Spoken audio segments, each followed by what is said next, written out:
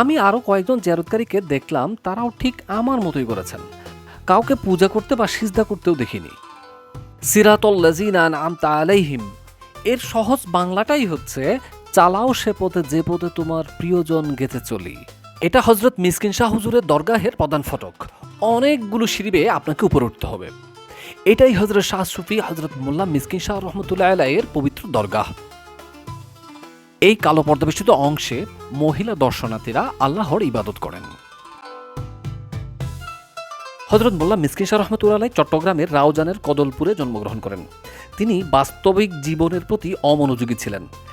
সাম্প্রতিককালে উদ্ধার করা মোগল সম্রাট আওরঙ্গজেবের একটি আদেশে উল্লেখ রয়েছে যে সম্রাট সুবাহ বাংলার ইসলামাবাদ সরকারের অন্তর্গত হাবেলি চট্টগ্রাম পরগনায় ২০ বিঘা জমি মোল্লা মিসকিনকে জীবিকা ভাতা হিসেবে মঞ্জুর করেন। ১৬৯১-৯২ সালের দিকে জারিকৃত এই আদেশে হযরত মোল্লা মিসকিন শাহ রহমতুল্লাহ আলাইহির পিতার নাম সিপাহাদু এবং পিতামহের নাম শেখ সারদু মুগলি সিদ্দিকী উল্লেখ করা হয়েছে। আদেশটির তারিখের ভিত্তিতে মোল্লা হযরত মিসকিন শাহকে ১৭০০ শতকের সুফি সাধক এবং তার মাজার সন্নিহিত জামি মসজিদটি নির্মাণ রীতির দিক থেকে আওরঙ্গজেবের শাসন আমলের বলে চিহ্নিত করা হয়। আল্লাহর মহান অলিরা নির্জনে থাকতে পছন্দ করতেন, যেন নীরবে আল্লাহর ইবাদত করতে পারেন। আল্লাহর মহান ওলিদের শানে বলা হয়েছে, গরতুকাহি হাম নশিনী বা খোদা গো নশিনী দর হুজুরে আউলিয়া। অর্থাৎ তুমি যদি খোদার সাথে বসতে চাও তাহলে আউলিয়া কেরামের দরবারে বসে যাও। আরও বলা হয়েছে, এক জমানা সোহবতে বা আউলিয়া বেহতর আজ সদ সালা তাআত বেরিয়া।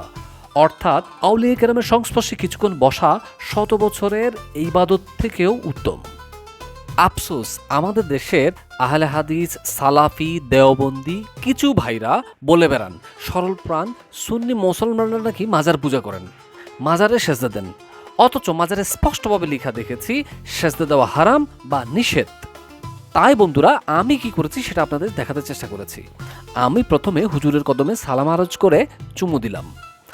তারপর পবিত্র কোরআনুল কারীমের সূরা ফাতিহা শরীফ, সূরা ইয়াসিন, সূরা ইখলাস ও অন্যান্য কয়েকটা সূরা তেলাওয়াত শেষে কয়েকবার দরুদ শরীফ তেলাওয়াত করে মুনাজাত করলাম।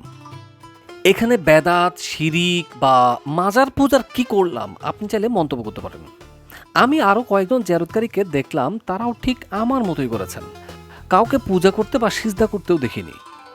সিরাতুল লাযিনা আনআমতা আলাইহিম এর সহজ বাংলাটাই হচ্ছে, চালাও সে পথে যে পথে তোমার প্রিয়জন গেতে চলি। নিঃসন্দেহে হযরত মোল্লা মিসকিন শাহ আল্লাহর নেয়ামত প্রাপ্তদের একজন। আমরা তাদের দরবারে বা মাজারে গেলে সমস্যা কোথায়? এটি হুজুরের মাজার সংলগ্ন মোগল আমলের তৈরিকৃত প্রাচীন একটি মসজিদ। এক একটি পিলার ও দেওয়ালের শৈলী দেখে তা পরিষ্কারভাবে বোঝা যাচ্ছিল, তবে বেশ কয়েকবার মেরামত করা হয়েছে।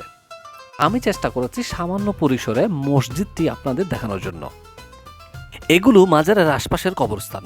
কবরস্থানে গেলে আল্লাহকে স্মরণ হয়, মৃত্যুকে স্মরণ হয়। আমাদের দেশের অর্থ পাচারকারী, সন্ত্রাসী, চাঁদাবাজিরা কবরে যাবে না, তাই তারা দেশের গরিবের অর্থ মেরে দিয়ে বেগমপাড়ায় বাড়ি করে। আরে দেখুন, ইনি ১৯২৫ সালে মারা গেছেন, এখনো কবরে শুয়ে আছেন। আমাদের দেশ জালেমরা যদি কবরের কথা ভাবতেন। আর বন্ধুরা, এটাই ছিল আজকের ভিডিও। আল্লাহ হাফেজ।